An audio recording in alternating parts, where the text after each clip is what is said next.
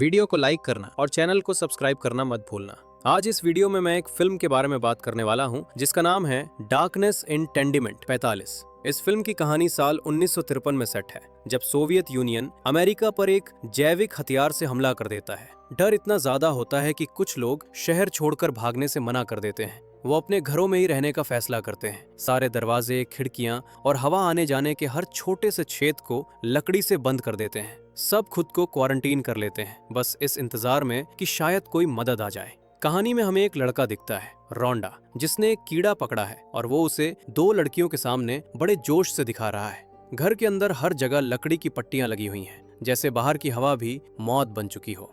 फिर एक और बच्चा दिखता है, थॉमस, जिसकी घायल टांग का इलाज एक औरत कर रही है, जबकि उसका पति अखबार पढ़ रहा है। वहीं जोआना नाम की लड़की मार्था नाम की औरत के साथ खाने का स्टॉक गिन रही होती है।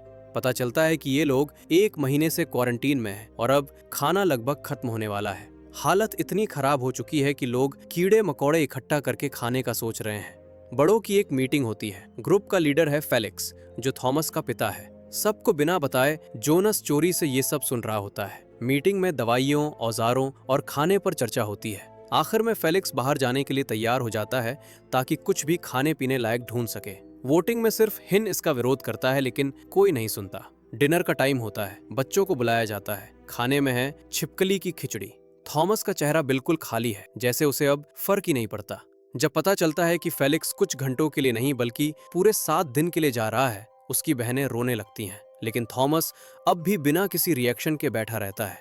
रात में थॉमस चुपके से अलमारी में घुस जाता है, टॉर्च जलाकर औरतों वाली मैगजीन देखने लगता है। बाहर निकलते ही उसका सामना फेलिक्स से होता है, जो जाते जाते बस इतना कहता है, मर्द बनो और अपनी बहनों की हिफाजत करना। फेलिक्स बाहर निकलता है। दरवाजा खुलते ही तेज रोशनी अंदर आती है। बाहर की दुनिया अनजान और डरावनी।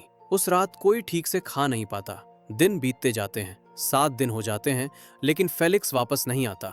रोंडा को खांसी शुरू हो जाती है। मार्था और ज्यादा ताले लगाने लगती है। तभी भूकंप आता है। अफरा तफरी में जोआना टूटी खिड़की से बाहर कुछ देख लेती है, एक गुब्बारा। वो सन्न रह जाती है। बाहर की दुनिया शायद जिंदा है।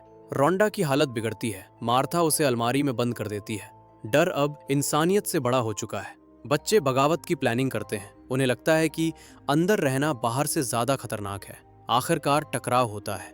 जोआना कैंची से मार्था पर हमला कर देती है। बैरिकेड हटाया जाता है। तभी पुलिस अंदर आती है। सच्चाई सामने आती है। जैविक खतरा 3 हफ्ते पहले ही खत्म हो चुका था, लेकिन डर, अंधेरा और पागलपन ने इन लोगों को कैद कर लिया था। फेलिक्स वापस इसलिए नहीं आया क्योंकि उसे सच्चाई पता चल गई थी और वो दोबारा उस जेल में लौट नहीं पाया। फिल्म एक ठंडे डरावने संदेश के साथ खत्म होती है। जो जगह सुरक्षित होनी चाहिए थी, वही सबसे भयानक जेल बन गई। ये फिल्म दिखाती है कि डर, अकेलापन और अंधा भरोसा इंसान को कितना खतरनाक बना सकता है।